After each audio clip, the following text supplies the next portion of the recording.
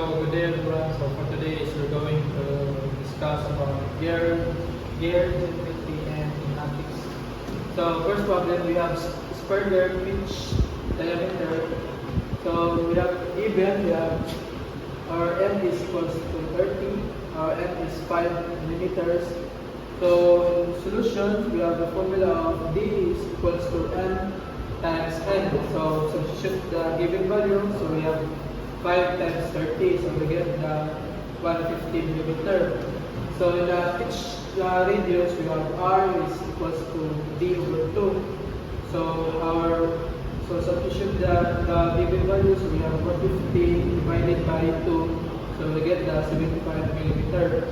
So in the second problem, we have velocity ratio and gear. So we have given of NP is equals to 30.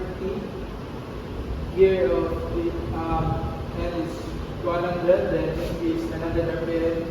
So solution, we have this formula of velocity ratio in is equals to Ng divided by Np is then substitute the given value, we have 100 divided by 900, so we get the velocity ratio of 3.333. Then forget the Np, we have this formula, we have Np is times NP over divided by Ng, then substitute the given value of 900 times 30 divided by 100, so we get the 270. So that's what